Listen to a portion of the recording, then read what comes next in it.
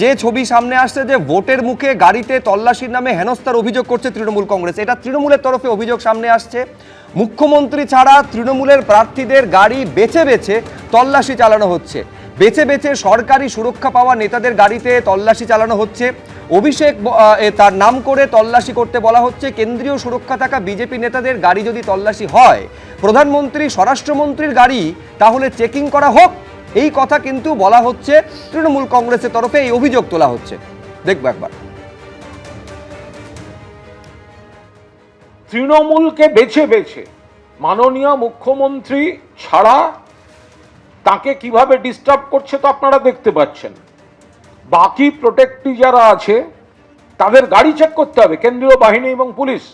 এবার আমরা যদি উল্টে বলি যে বিজেপির যে কেন্দ্রীয় বাহিনী সেন্ট্রাল সিকিউরিটি যাদের আছে তাদের যদি এখন চেক করা শুরু হয়, সেন্ট্রাল সিকিউরিটি যাদের আছে, এই যে অমিত শাহ এসে যে বাংলায় বসে আছেন, তাহলে তাকে পুরোদস্তুর তাঁর যাতায়াত তল্লাশি রাখা হোক, হেলিকপ্টার তারা যেখানে যাতায়াত করছেন, এবং প্রধানমন্ত্রী স্বরাষ্ট্রমন্ত্রী থেকে শুরু করে বিজেপির যারা আসছেন নিরাপত্তা নিয়ে আগে পিছে কেন্দ্রীয় বাহিনী, তারা টাকা বিতরণ করছেন কিনা তাহলে সেটাও তদন্তের আওতায় আসুক, তাদের চেক করা হোক।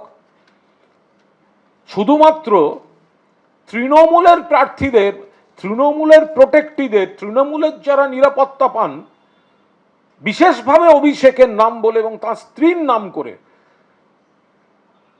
তাদের বলা হচ্ছে তল্লাশি করতে হবে।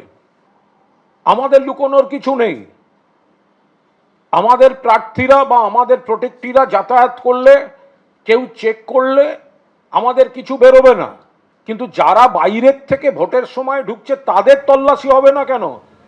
দেখুন, প্রধানমন্ত্রীর মন্তব্যের পাল্টা মন্তব্যটা কুণাল ঘোষের নয়, কিন্তু তৃণমূলের তরফে এইটা একটা নতুন অভিযোগ করা হচ্ছে যে মুখ্যমন্ত্রী ছাড়া তৃণমূল প্রার্থীদের গাড়ি বেছে বেছে তল্লাশি করা হচ্ছে। আমি দ্রুত প্রতিক্রিয়ার জন্য রবীন্দ্রনাথ ভট্টাচার্যের কাছে আসবো। সুরক্ষার জন্য গাড়ি চেক করা হবে, এটা তো খুব স্বাভাবিক। এই কারণে দেখুন, ঘটনা হচ্ছে যে যাদের সঙ্গে গাড়িতে সুরক্ষা থাকে তার মানে তারা পুলিশ প্রোটেকশনে আছে। পুলিশ প্রোটেকশনে থাকলে খুব স্বাভাবিকভাবেই তাদের গাড়ি চেক হয় না।